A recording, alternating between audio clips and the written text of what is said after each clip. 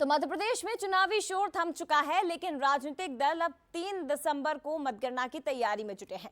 कांग्रेस ने जहां 26 नवंबर को सभी 230 प्रत्याशियों को भोपाल तलब किया, तो 26 नवंबर को सभी कांग्रेस प्रत्याशियों को मतगणना के हिसाब से विशेष ट्रेनिंग दी जाएगी। इधर बीजेपी के बड़े नेताओं ने मंगलवार को बैठक कर मतगणना की रणनीति पर समीक्षा की है।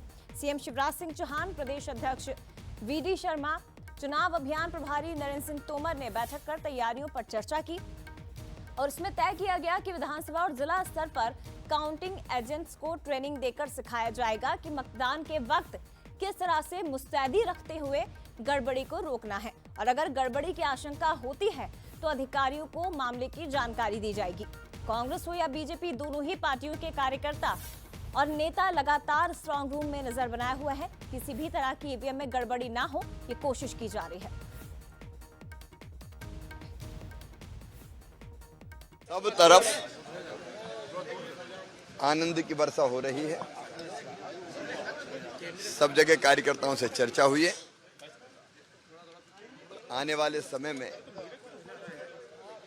क्योंकि एक निश्चित समय सीमा के अंदर उम्मीदवार को अपना हिसाब किताब जमा करना होता है, काउंटिंग की तैयारियां करनी होती है, इन सब विषयों पे हम लोगों ने चर्चा की है और सीधे उम्मीदवारों से भी और जिलाध्यक्षों से भी हम लोग चर्चा करके जो आवश्यक है वो निर्देश देंगे। बता दें आपको कि 17 नवंबर को मध्य प्रदेश में चुनाव संपन्न हो चुके हैं, लेकिन अब राजनीतिक दल जहां एक तरफ अभी तक चुनाव प्रचार में व्यस्त थे, तो वहीं अब अंतिम आहुति देना बाकी है। यानी कि अब प्रशिक्षण दिया जाएगा तमाम प्रत्याशियों को और उसके साथ ही राजनीतिक एजेंट्स को।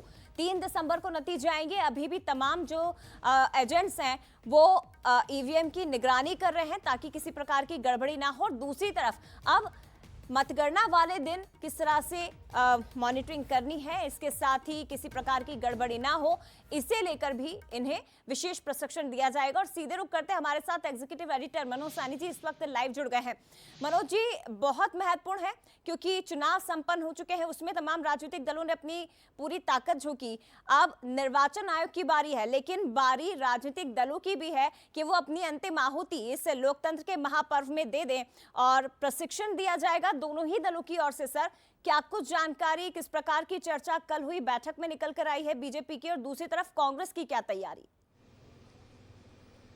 देखिए, दोनों दलों की अपनी तैयारियां। भारतीय जनता पार्टी कल यानी बैठक कर चुकी है और बैठक में ये तय हो गया कि मतगणना स्तर पर कैसे काम करना है। जो उनके बूथ के जो एजेंट होंगे, वो मतगणना स्थल पर जो एजेंट बनाए जाएंगे, वो कैसे आगे बढ़ेंगे। लेकिन इसके पीछे भी एक वजह समझिएगा जया कि 2023 की तकरार बहुत अलग है, जिसको लेकर दोनों दलों के अपने अपने दावे हैं। 26 तारीख को कांग्रेस ने भी अपने तमाम सारे प्रत्याशियों को बुलाया है, वो भी प्रशिक्षण देने जा रही। तो दोनों दल अपनी तैयारियों में हैं और दोनों जीत के दावे कर रहे हैं। लेकिन सबसे बड़ी चुनौती मतगणना स्थल पर जो होती है वो प्रशासन की होती है, निर्वाचन आयोग की होती है कि आखिर कैसे मतगणना के दौर में सकुशल कहे या सुरक्षा के साथ कैसे संपन्न करा पाएगा, क्योंकि एक एक सीट पर बड़ी लड़ाई हो जाती, कई बार हम देखते टेबलों पर। तो वो बड़ी चुनौती, उसको लेकर एक प्रशिक्षण दिया जाएगा। और कुछ ऐसी चीजें होती जो राजनीति के भीतर की खबरें होती है, उनको लेकर अपने कार्यकर्ताओं को या अपने नेताओं को या अफसरों के साथ कैसे आगे बढ़ना है, इन सब की प्लानिंग कर ली गई है। रणनीतिक तौर पर भारतीय जनता पार्टी ने भी, कांग्रेस करने की तैयारी में, बीजेपी थोड़ा 2 कदम आगे इसमें दिखाई दे रही।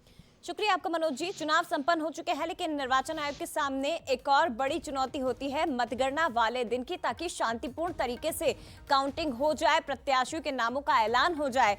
अब ऐसे में निर्वाचन आयोग की अपनी तैयारी है और दूसरी तरफ यहाँ पर तमाम जो राजनीतिक दल है, खासतौर पर बीजेपी, कांग्रेस, वो अपनी तैयारियों में जुटे हुए हैं।